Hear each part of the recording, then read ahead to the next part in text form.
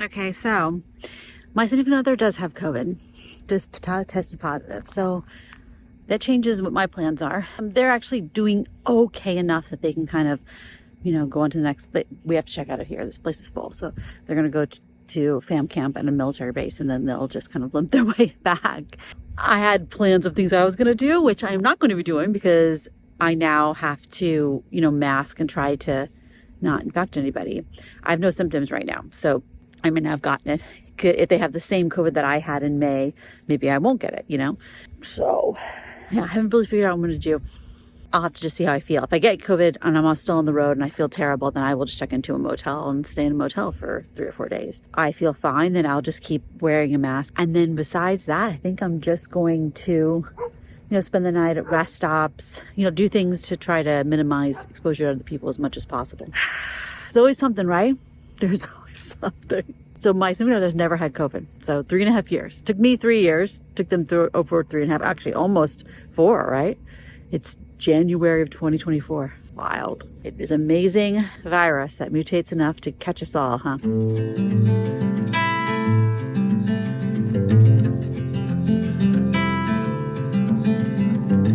So here I am at a rest stop. You know how I love rest stops.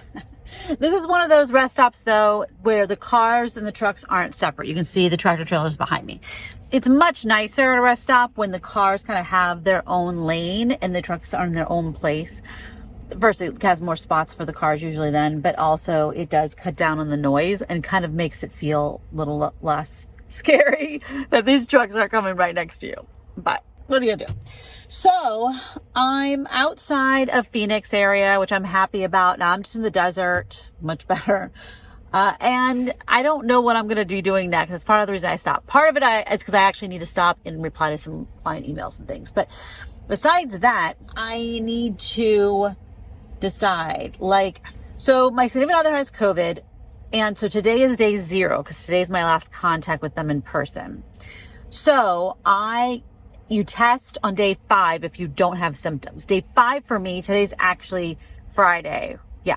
So Saturday, Sunday, Monday, Tuesday, Wednesday. So it'd be Wednesday when I would test. So if I have no symptoms. And then if I test negative, I'm negative, I guess. I don't know. I go back and I read these things and it seems like every time I read the guidelines, they're different, you know? So assuming I don't have any symptoms, don't get any symptoms, then I could travel and go places as long as I wear a mask whenever I go inside and I am not around big crowds of people and, you know, I'd be out in the desert.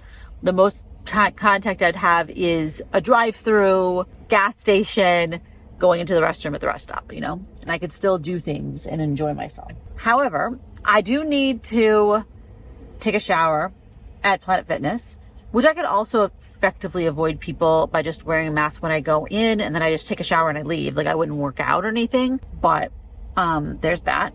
Because I could wear a mask every time except for like when I'm literally in the shower, you know what I mean? And then I do need to work besides like what I'm doing right now is just going to be checking emails and keeping the balls in the air. But like I need to actually work on client work and I need to edit video for this channel and for my other channel. And really, I should also record video for my other channel too, which I would definitely want to shower for.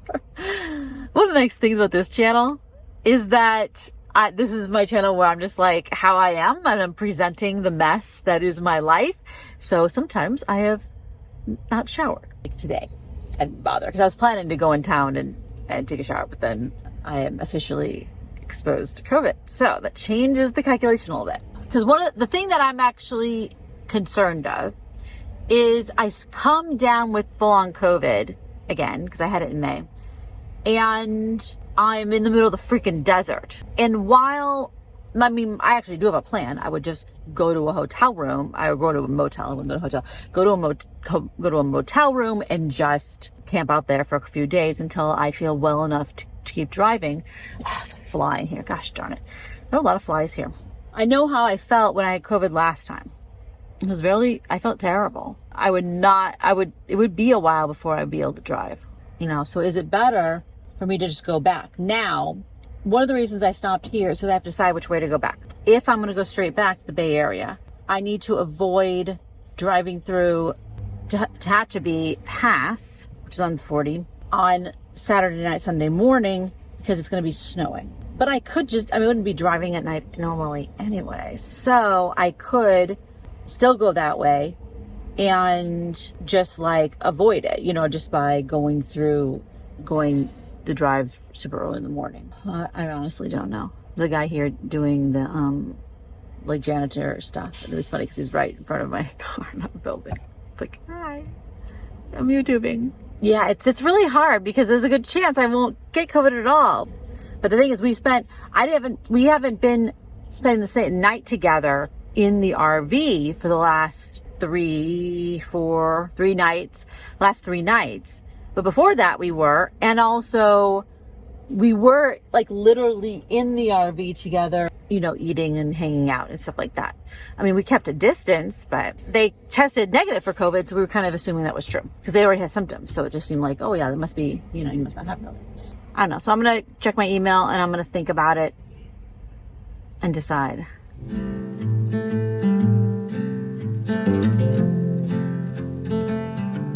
Yeah, so I decided just to go back to the San Francisco Bay Area because the thing is, I don't want to be getting COVID in the middle of the desert. And last time I had it, I was really sick for one day, and then I had multiple days of being fairly sick. And I had a weakness for a while, weeks. So I'm like, you know, I don't want to be doing that in the middle of the desert and have to be trying to drive. And the thing is, I could get back to the San Francisco Bay Area by tomorrow night without it being stressful. I have 3 hours to a rest stop, and then tomorrow will be a 7-hour about drive. I would be beating the snow to Tehachapi Pass. So I think that's the best idea. That means tomorrow night I'd be in the San Francisco Bay Area. I could go to all my normal things, obviously wearing a mask to protect everybody else. And this is something that I think people may not realize about California is almost every route out of California goes through places where it snows. Someone I know named Chris Gillibo just launched a new newsletter. I actually know Chris in real life, but I'm also on Chris's newsletter list. And it's about like mental health, and he's doing 3 meals a week about like, it's what's it called? Whatever, it doesn't matter. I'll actually put the link below if I can remember.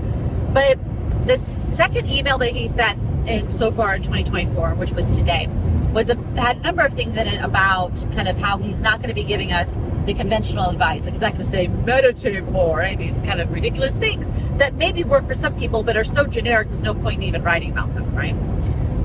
Anyway, well, he had a whole bunch of questions you could answer in the comments to kind of like create a conversation. It's actually very well. Chris is very good at this kind of stuff, creating community, right? One of the questions was, you know, what's the best advice you ever received? Another question was, you know, what's the best thing you've ever done for your mental health? So I can answer the last question easily, and this is something that I talked about on one of my videos that you probably saw recently, which is about the 6-month video. Moving into my car has been the best thing for my mental health, but I probably have ever done. Not saying I haven't done any other things that have been great, like learning cognitive behavior therapy, amazing for my anxiety. But as far as like non-therapy-ish stuff, right, that I've done for my mental health, that is this. It is getting rid of almost everything I own and living in a car. Now, I'm not saying, though, that this is good for somebody else, because I actually don't think it is good for most people. But for me, definitely the best thing for my mental health. Oh, I think my exit is soon.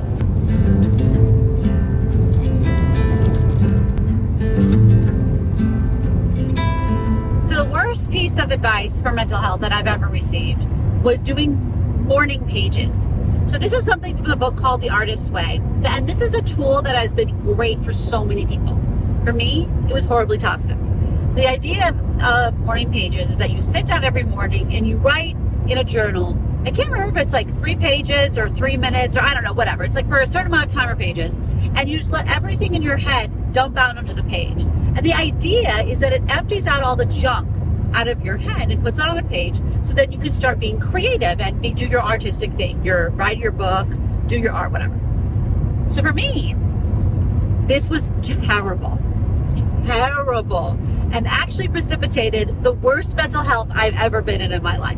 What happened was that it gave voice to all the intrusive thoughts in my head and made them real. Terrible.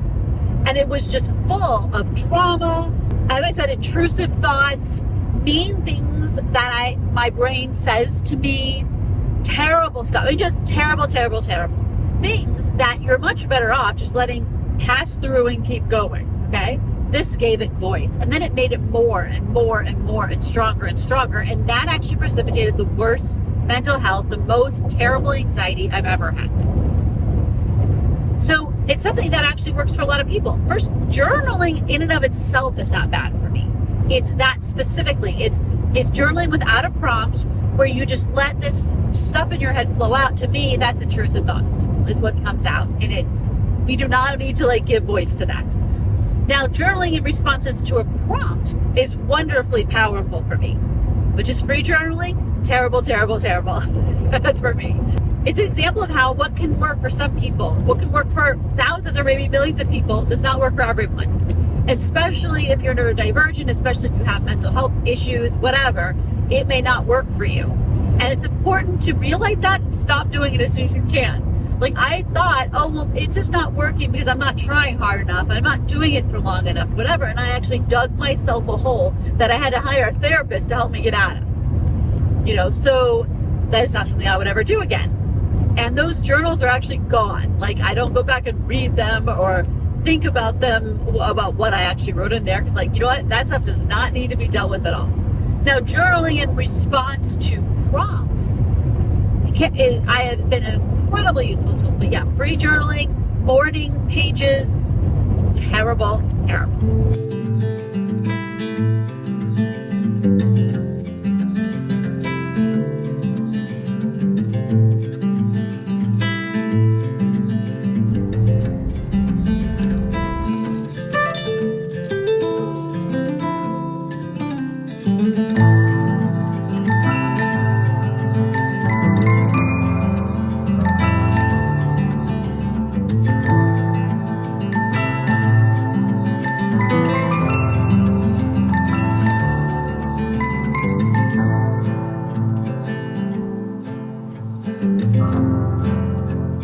I am at a rest stop along Highway 40, in the middle of the desert.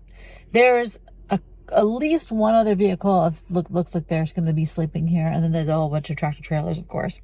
This isn't my favorite kind. It's where the trucks and the cars are kind of all in the same area. It's a lot nicer when they're separate.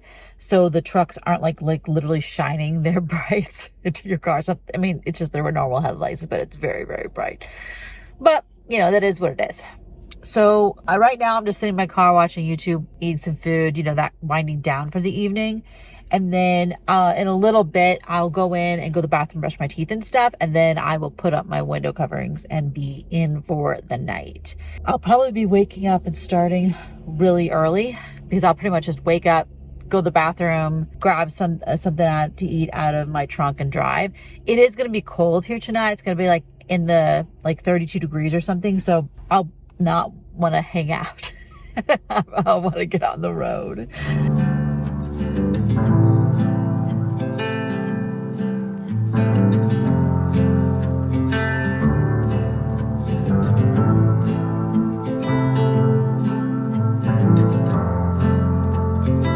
Good morning. So it is the next morning, sleeping at the rest stop, totally great. When I went to sleep, there wasn't very many other cars there, but when I woke up, it was almost completely full.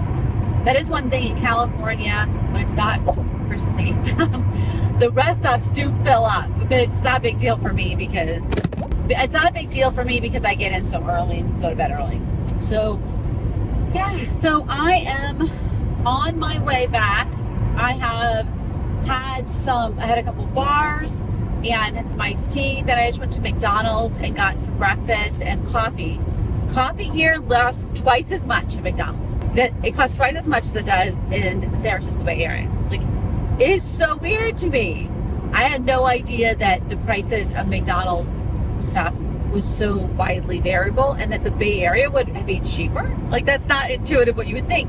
Because the Bay Area has a much higher, cost for minimum wage. So it should be the highest if it's really true that having a high minimum wage drives up prices, but obviously that's not. So I don't know what to say about that. Anyway, got coffee, a breakfast sandwich, and the hash browns. Haven't eaten any of it because the coffee is always bizarrely hot at McDonald's. The sandwich and the hash browns were so hot I literally can't eat them. I could barely touch them. I actually took the hash browns out and I have just sitting here so they cool off enough so I can eat it and not be burnt. Anyway, the McDonald's was so weird because it's like, I've actually been there before. It's like part of this kind of almost like a roadside attraction rest like thing, and so I couldn't even figure out where is the drive-thru. You know, I had to like drive all the way around a whole building that was other stuff. Anyway, I've been driving for almost 2 hours, so they already made some really good progress. Obviously, driving super early in the morning is no big deal to me, and the thing is, there's no traffic. It is so nice. When I was driving at, you know, before 5 a.m., I mean, it just me and a couple of tractor trailers. Like, there were times where it was just black. It was nice. Now I'm here for the sunrise. I mean, I don't think the sun's actually up yet, but I'm already partway back. I haven't actually put where I'm going, my ultimate destination, into Google Maps yet. What I've been doing is just putting the next place I'm going to stop. So I put in the McDonald's that I went to, and now I put in the rest stop that I'm going to. And I actually think I'm going to be trying that out instead of putting my ultimate destination. Of actually picking where am I going to stop. Like, am I going to stop at this rest stop? Am I going to stop at this gas station, at this place to eat, whatever? And that way I know here's how far it is the next place for me to go to the bathroom, or the next place for me to get fuel or whatever. I got fuel. Like, when I was at McDonald's, I filled up. I was only half a tank, but I was like, look, I'm just going to go ahead and fill up with the rest of the fuel now. And I think I might not need to fill up at all until I get back. So we'll see. I will stop. I'm going to stop at the next rest stop to go to the bathroom and then just kind of regroup a little bit. And then I'll probably put a rest stop in that's somewhere along the 5, and then we'll go from there.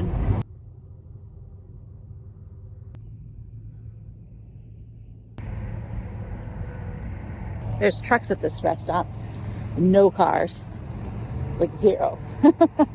So I think one of the reasons is because Google Maps thinks this place is closed, but it is not closed. This is a big reminder that in California, there is a live map from the state, from the Department of Transportation, that tells you which rest stops are closed.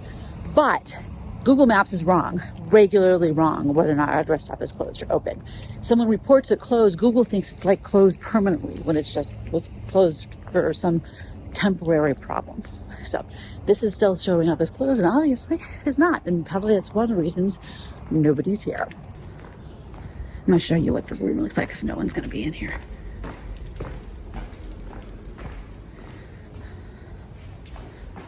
Hi. So, not terrible. Could be a lot worse. Huge high ceiling. Look at that. So I think I'm going to drink some coffee, eat my snack, and chill out here just a little bit. Just to kind of, you know, have a little rest before I do the rest of my drive. I'm going to look and see how long the rest of my drive. I'm glad I didn't think I was going to get snacks here because these are empty. Never really want to depend on that. You always want to have snacks in your car.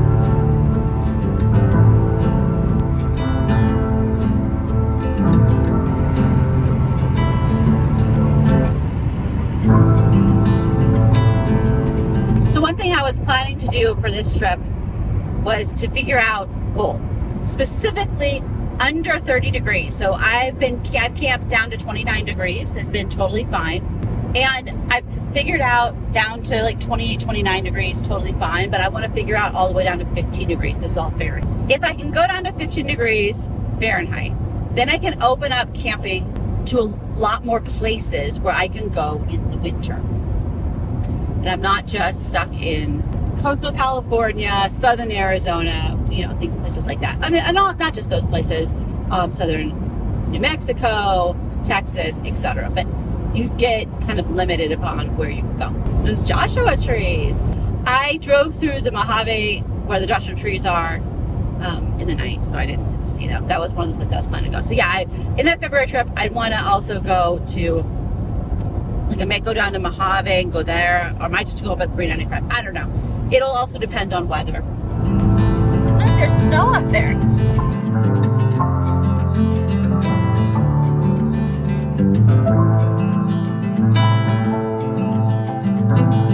Now I'm in the long mooring part. Driving up Highway 5, Interstate 5 in Central California.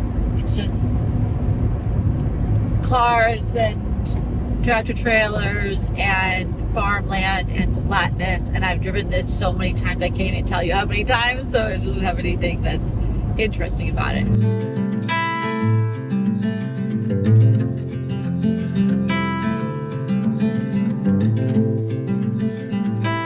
Okay, so now I'm back in town, cleaned up, got food at Panera Bread. I had a ton of coupons loaded into there, and so now I have to kind of figure out what I'm going to do now that I'm back. Because the problem is, since I was exposed to COVID, I can't test myself until Wednesday unless I actually have symptoms. So I need to isolate myself to the extent that I can between now and Wednesday. You know, pretty much I'm just going to not go in places very much. And then when I do, I'll wear a mask, you know. And then besides that, I can't really plan on stuff because I'm in really specifics because I might get COVID, right? And yeah, I am starting to think about what my plans are for my next trips. One of the things that I learned from this trip was I need to not go too long, and I need to actually have plans for trips because it's something that's for me to look forward to. And I enjoy planning trips so much. And so I need to, you know, do that. And I also need to look at my to-do list for projects and tasks and put that together. And all that stuff starts with getting my organizer back out. My organizer is like way back in this pile, and I need to pull that out and start working on it. And so, and that, like I did that video that was about what I do when I come back to town. Like I would actually get my car washed, but it's, as you can see, it's starting to rain. So I'm not going to worry about that right now, but I'll probably do that tomorrow morning, go get my car washed tomorrow. You know, I'll just do a drive-through through a, you know, Chevron car wash or something like that and pay whatever it is, $10 or whatever, just to get the car once over. Cause I haven't washed it since I got back from my trip in October. It's been a while, and the car definitely needs a once over. Yeah, I need to go to my storage room, reload everything from the store, put stuff in storage, get some stuff back out. Yeah, and go from there. I haven't really figured out about the rest of my to-do list. I can avoid doing laundry for a couple more days, and then we'll see. My significant other is actually doing pretty okay and is on their way back here. Now, their problem now, right this second, isn't actually the fact that they have COVID, because they feel pretty okay. They're just kind of tired at this point. Their actual issue is that they're pulling a trailer, and every single route from Arizona to the San Francisco Bay Area has high wind advisory and snow, or just high wind advisory. So they're not going to the two routes that have snow. They're going to go to the route that just has the high wind advisory. So it's only one of the things. But yeah, that's one of the problems. You pull a trailer or have any kind of high, like, you know, box truck, you know, something that wind matters. It really does make a difference. It's another complexity in life.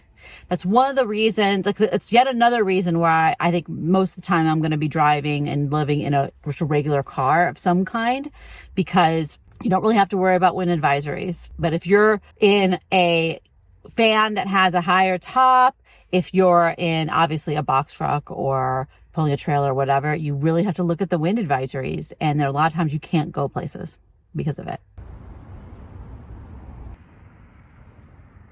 I'm kind of nervous about doing the COVID test tomorrow morning. It's weird because on one hand, if it says negative, that actually doesn't mean you don't have COVID. It just means it's not showing up. So it's like this anticlimactic thing. On the other hand, it could say positive, and then I'm going to have to spend hundreds of dollars on a motel room for 5 days. I also have this weird thing because I've actually been super productive. I worked on my 5x10 today. I got some stuff out of there. I had a whole bunch of cardboard boxes that needed to be recycled. And I edited 2 videos for my other channel. One of them is completely done and it's up and everything. And the other one is uploaded, but I haven't like finalized it, but it's almost done. I got client work done. I was very productive. And That's good, okay? That's obviously very good. And when I also did my laundry, I had to say in my laundry, right? So I got all that stuff done. And so I'm sitting here, it is 6:30. I don't have anything else on my to-do list, and I feel weird about it. Because the thing is, I'm next week I'm going to go camping with my son, assuming I don't get sick with COVID. And I have a tentative trip planned in February, but I'm not going to plan the details of it until much closer because I need to know the weather, and there's no point looking at weather for a month ahead. That's useless information. It's not going to be reliable at all. So I'm kind of like, I'm kind of not knowing what to do with myself. I was like, I can watch YouTube. I can watch shows on HBO. HBO Max is the only streaming thing I subscribe to anymore because I don't have to pay for it because I get it free from AT&T for some reason that I don't know why. And I guess I have Amazon Prime, which has shows, but I guess we're not going to get those shows without commercials. I don't know. I don't really ever watch it. I don't know. I don't know what to do with myself. I'll probably do some more studying for Spanish and stuff. But yeah, like I have trouble sometimes when I have too much time.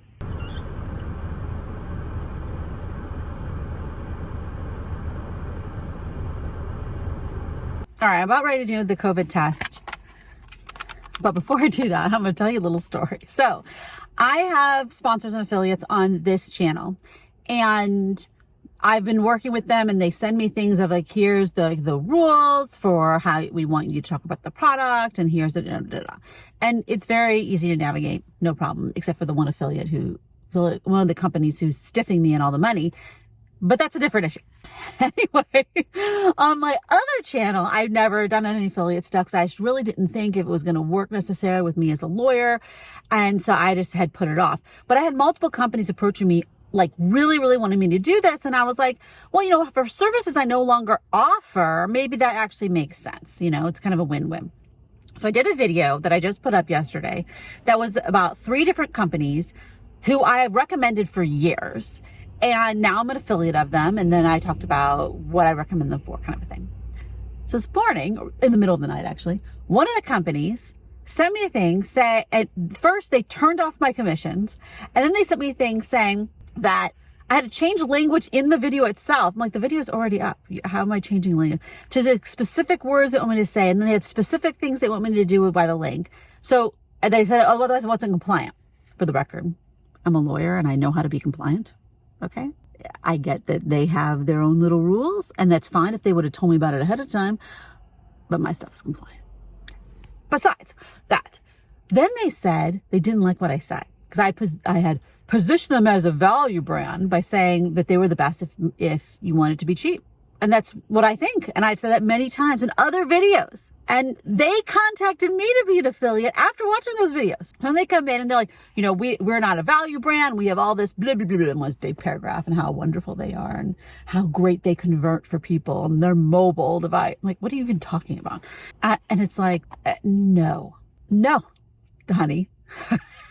So when I actually log onto my computer this morning a little later, I'm going to withdraw from the affiliate program. And I'm going to put in the description that I'm no longer affiliate because they wanted to dictate to me what I said. Because here's the thing. My reviews are unvarnished. I say exactly what I think. Now, if I'm going to give a really bad review to a company who sent me a product, I tell them. I say, look, you don't want me to do this review. I'll do it, but you don't want me to. I have one that is still outstanding there because that's what my review is. It's not good. And I don't want to, since they sent it to me for free, I don't want to like surprise them. You know what I mean? But it's still up in the air. We'll see if that one actually happens. Otherwise, if they do kind of, they're not going to force me, but if they do want me to do the review anyway, even though I'm critical, you'll probably be very entertained.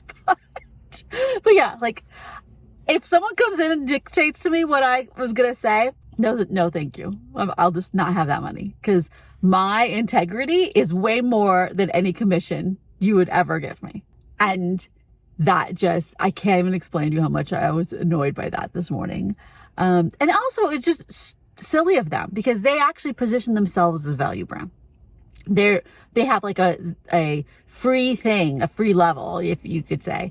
And it's like, if you position yourself as free, that's what being a value brand is. It's being the cheapest. You're competing on price. So I don't have to tell you, honey bunny.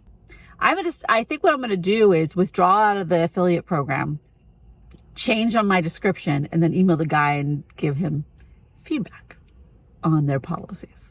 All right, one of the things that sucks about COVID tests is they're all different. How does this box even open? They're all different, you know? And so because of that, it's like every time you have to figure out, how does this particular test work, right? And I also have to test myself 3 times. I just read this article last night or this morning, I don't remember. People have gotten so many vaccines and have actually gotten it and stuff so many times now that they actually have a fairly good immune response.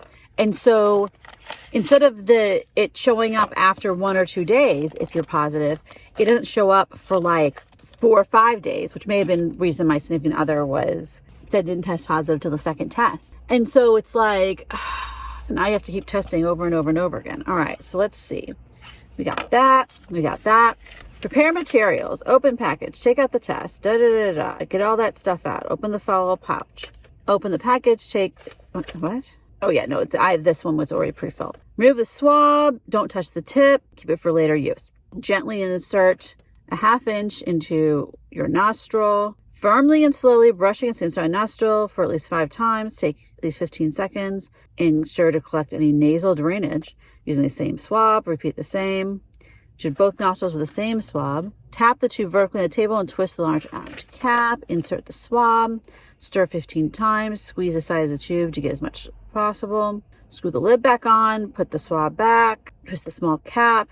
Put it on there in the little circle thing, and then wait 15 minutes. Okay. One thing that I liked about the last one I did is it had a little hole in here so you could put the thing where you made it like be a little surface, and that was better. All right, got it going. It's there. The little liquidness is moving across. It's so similar to pregnancy tests. It's like, oh, I've done these kinds of things before, you know? I mean, I have taken a COVID test before a couple times.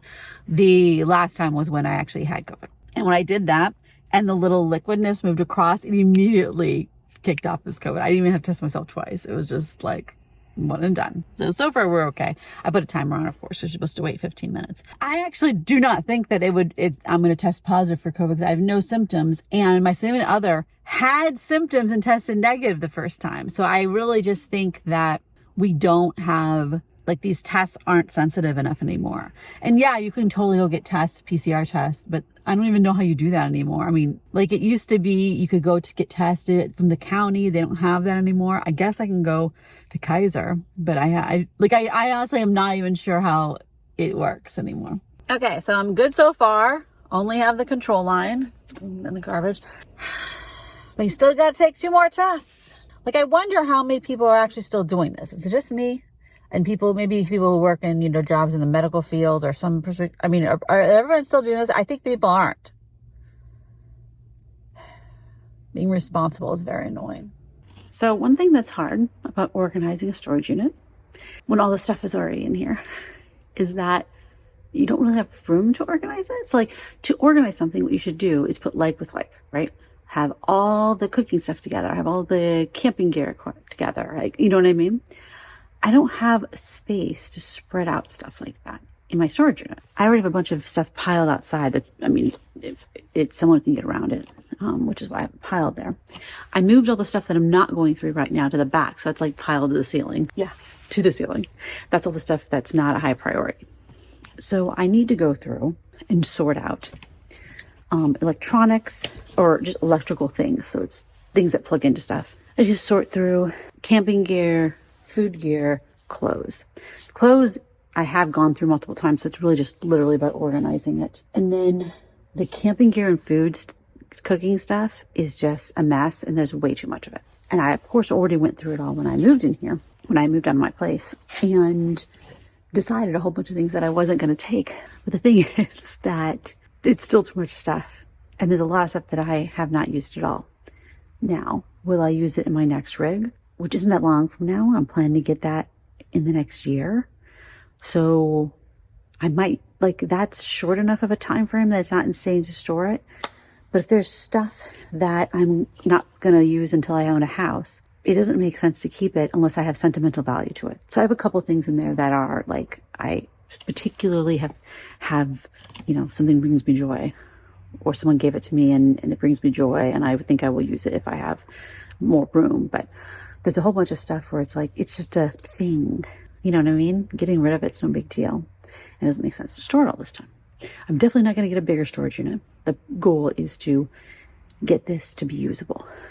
Get rid of a significant chunk of the stuff, and also just organize it better so it, you know, fits in here better. I tried using those vacuum seal bags, but I found that they actually just made it worse. They just created a different problem, because when I use a vacuum seal bag, then I need something out of it, then I have to unseal it, then I need to seal it back up. I mean, and then also they seal in this kind of super awkward way where they're not convenient to store, and the clothes get super wrinkled, which, you know, I'm not ironing. I'm thinking of actually getting a steamer, because I could use that even at Planet Fitness or somewhere, or anywhere I have a plug. But I'm not getting an iron, because then I have to get an iron board. You know what I mean? It's too many things. But yeah, I might get a steamer and a collapsible hanger. I also am realizing, I think I actually do want in my next rig to have a tiny space to hang things up. Like literally it could be a hook, because I have a couple blouses, including this one, that if I don't hang it up, it's so horribly wrinkled. So actually what I do is after I do laundry, I just lay them out on the top of all my stuff. So that way, and those are the first two things I wear, you know what I mean? But that's not really the best sustainable idea. So I mean, I'm thinking I want some, like a hook that's for hanging up a couple hangers with a couple blouses, and I could also hang the jacket that I'm using on it. A shelf up there that is totally empty. That's actually part of what I was doing in here by putting all the stuff into a big pile in the back to clear up a shelf. So that way the front of this can become usable. Once this is all usable and have more space in it, then I can organize the back. Now I could always get taller shelves for this side, but I have to buy those and get rid of these shelves, and I'm like, I'll see if I can just fix it first.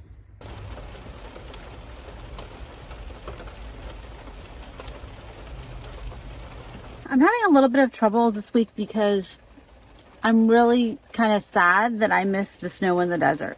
This week, you see it's raining here, and it snowed in, you know, Joshua Tree, it snowed in all kinds of desert places, and yeah, I'm sad about it, about missing it.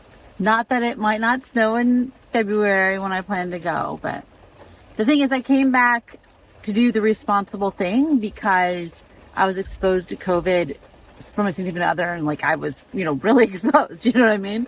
And I came back so that way if I got sick, I'd be in a town and not in the middle of the desert, which I think is a good idea. But now, not that I don't have anything to do. I mean, I do have work to do and stuff, but it's actually really hard to, like, I wasn't planning on this. I was planning to be gone this week.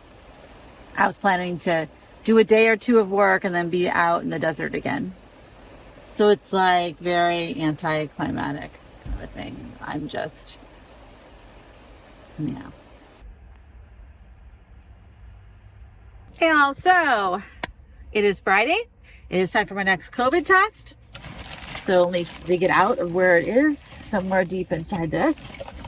So for the next one, I have to actually buy another COVID test, but this one I already have. Let me find my little desk. So in my car, I have one of these lap desks, and that is what I use for eating and work and taking COVID tests, apparently.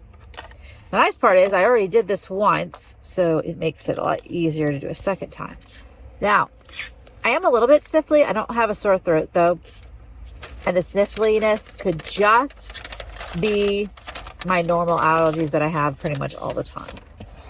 Where'd the thing go? Okay, I found it.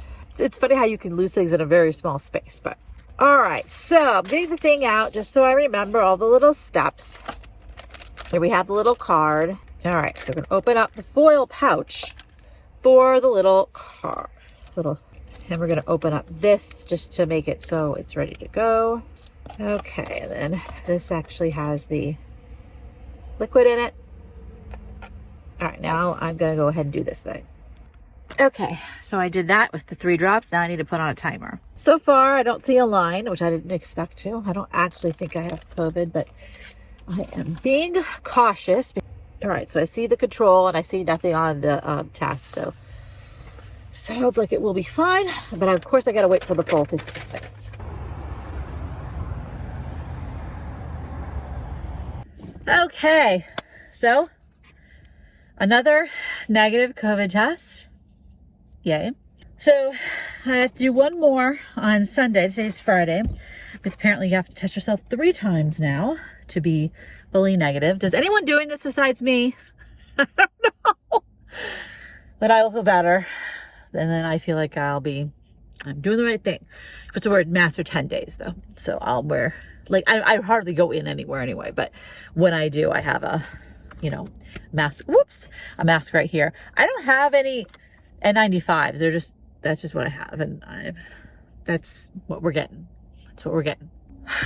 So one thing I just decided to buy was a new audio recorder for the podcast, because the audio that I'm recording straight to the camera right now is okay. Like, this is okay audio, but not the best. And there are a bunch of mics that you can hook up to your phone, and I actually own some of them, but I don't use them. Because it's one of those things where one of the reasons I record with my phone is because it is so easy and I always have it with me. And I have other cameras and other ways to record. This is what I use. Also, I have kind of a system to get all the video from the camera phone into my laptop so I can edit it. And so I'm very efficient. Because part of this is being able to do a lot of videos, being able to do a lot of vlogging. You actually have to create efficiency. Otherwise, there's no possible way to get it all done. So that's one of the things I think about that. So I decided that since it's a podcast, like the podcast is a video, but it's also just audio podcast. And so I want to when I record the podcast, record 2 versions, like literally at the same time, stream it, like record it on a video on my phone like I normally do, but then also record it as an audio podcast that's just audio. So it's higher quality audio. So I got one of those like things that you hold and it has like the little thing on top. But there's like new ones. It has like a little frame around it so it protects it. Anyway, I got that. It was like $100. It's not that expensive. And my business bought it so that I can have better podcasts. And I think that will be good. And it'll make it easier for me to record. Because getting out, like I used to when I had a desk, but I had an office, right? And I had a desk. I had a mic that attached to my computer, and that was awesome. I could just leave it out all the time. But obviously it doesn't work here. I don't even really have a desk. I just have my little lap desk, and putting a mic on it is very awkward. So this is meant for someone walking around and talking into it, and even for interviewing. And in the future, like right now my podcast is just about living in a car. And on different living your car topics. And I plan to record maybe 1 or 2 seasons of it. But then I might actually switch to a different topic, a topic about whatever I'm doing at that point, and like if I decide to live on my raw land or whatever, you know what I mean? Like having some other kind of topic that I cover that may be just a audio podcast. I also may do interviews. I probably will eventually do interviews. And I may want that to just be recorded on audio, because there are people who are willing to be recorded on audio, but not video. All right. I am going to go and start my day, which I took a shower and everything, but I haven't done anything else besides that. And it's already like 10:19. I slept in till like 6:45 this morning, which for me is sleeping in. So it was really good. Really nice. It was chilly. It got down to 36 degrees, which is cold for the San Francisco Bay Area. I know there's parts of the country that this week are going to be like negative 30 degrees Fahrenheit. So obviously 30 something degrees Fahrenheit in the positive is not that big of a deal. For future reference, if it was going to be negative 30 or negative 20 or negative 10 or even 0 degrees Fahrenheit, I would leave wherever I was, because I'm not set up for that. Or I go get a motel room or hotel room, obviously. But yeah, I would not stay out in that. I'm not set up. I plan to be set up to get down to, 15 or 10 degrees Fahrenheit. I think I can sleep that way, but I'd want a heater for lower than that, I think. Not really because of myself. I think I would be able to keep myself warm, but because of my water and my electronics and my CPAP, it just ain't gonna work. So right now they have a weird shadow. It looks like something's attacking me. Anyway, this evening's random vlog is I have a bunch of Amazon packages right here. I ordered a printer. It's a mobile printer that's meant to have in your car. I definitely want it. I've had it on my list for like over 6 months since before I moved into a car.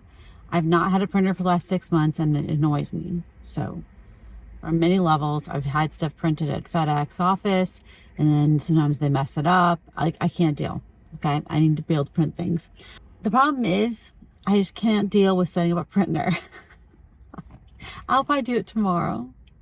I pick up the packages and I'm like, I can't deal with this. Setting up a printer, just can't.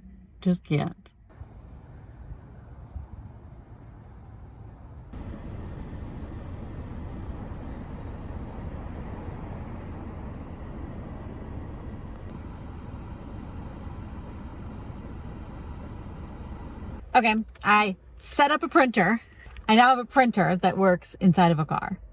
These mobile printers are for like typically people who are, you know, realtors, traveling salespeople or whatever, and then they have them in the car and it has a battery and everything.